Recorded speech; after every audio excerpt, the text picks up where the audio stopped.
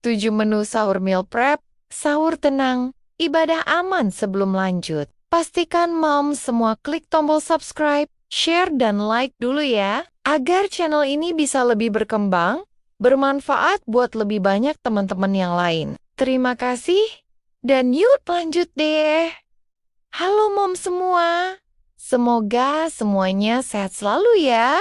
Beneran deh, siapa sih yang gak ngerasa kalau drama paling horor di bulan Ramadan itu bukan ketemu hantu, tapi momen pas mata melek, terus lihat jam dinding udah menunjukkan hampir azan subuh. Rasanya jantung mau copot, kaki tremor, dan mendadak kita jadi atlet lari dadakan dari kamar ke dapur, cuma demi secentong nasi. Apalagi di tengah cuaca yang lagi nggak menentu, dan harga bumbu dapur yang hobi banget naik roller coaster kayak sekarang. Berdasarkan artikel tren gaya hidup sehat tahun 2026, strategi meal prep itu bukan cuma buat gaya-gayaan estetika di kulkas saja, tapi sudah jadi kunci kesehatan mental ibu rumah tangga, biar nggak kena sindrom singa kelaparan pas bangun kesiangan. Pokoknya, kita butuh solusi, biar sahur tetap tenang, ibadah nggak keganggu rasa bersalah, karena cuma kasih kerupuk ke suami. Makanya dengerin deh,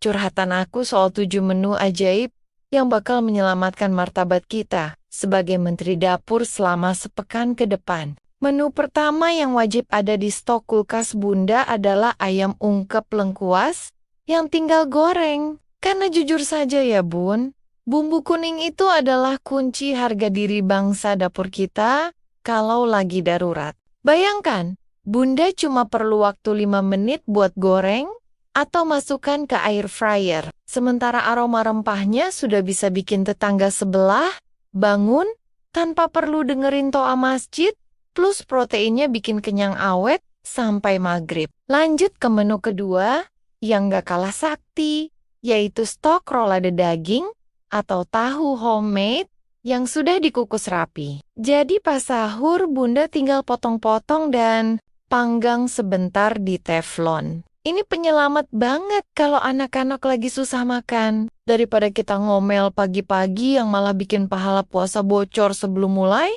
mending kasih yang pasti-pasti saja, kayak rolade crispy kesukaan mereka. Masuk ke menu ketiga. Aku saranin banget Bunda punya stok teri kacang balado atau kering tempe yang awetnya bisa ngalahin masa berlaku surat izin mengemudi kita. Menu ini adalah pahlawan tanpa tanda jasa, karena kalaupun kita beneran telat bangun, tinggal 5 menit sebelum imsak. Tinggal ambil nasi hangat, terus taburin teri kacang ini, sudah nikmatnya dunia. Menu keempat adalah bakso dan sayuran potong yang sudah dicuci bersih dan dikeringkan dalam wadah kedap udara.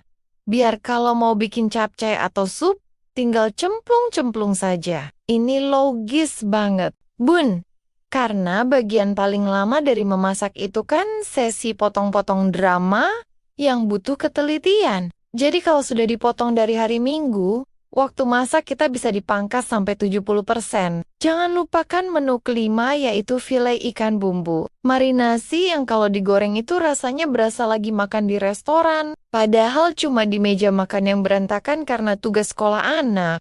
Ikan ini penting buat asupan omega 3, biar otak kita nggak lemot pas lagi ngitung pengeluaran lebaran yang makin tidak masuk akal itu. Menu keenam yang jadi andalan para ratu mepet adalah sambal goreng ati ampela atau udang yang sudah matang dan tinggal dipanaskan sebentar di atas kompor. Sambal ini semacam penyemangat hidup, karena kalau sahurnya hambar, bawaannya mau marah-marah melulu ke anak yang susah dibangunin.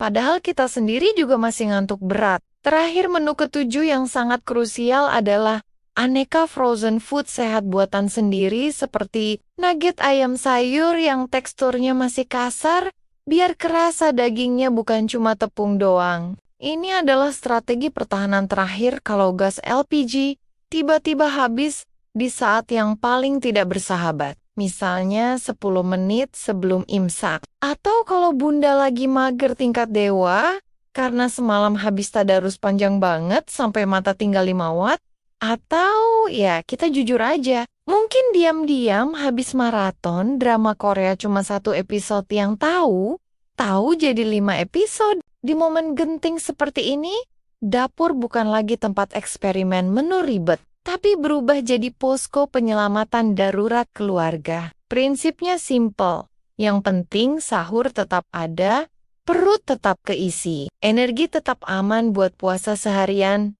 tanpa harus bikin bunda berdiri lemas di depan kompor sambil meratapi tabung gas kosong. Makanya, menu dan strategi ini ibarat plan B, penyelamat iman dan kewarasan. Tinggal ambil, hangatkan kalau bisa, atau bahkan langsung santap. Nggak perlu tumis-menumis, nggak perlu goreng-goreng, apalagi sampai drama cari warung buka jam 3 pagi. Karena realitanya, jadi ibu rumah tangga itu kadang harus siap di segala kondisi. Antara khusyuk ibadah, ngurus keluarga, sampai nyempetin me time, walau cuma nonton opa sebentar. Jadi wajar dong kalau sesekali butuh juru sahur darurat yang praktis, tapi tetap bikin keluarga sahur dengan tenang, dan bunda bisa lanjut ibadah dengan nyaman tanpa drama dapur di waktu subuh. Dengan 7 menu ini, siklus dapur kita jadi lebih teratur.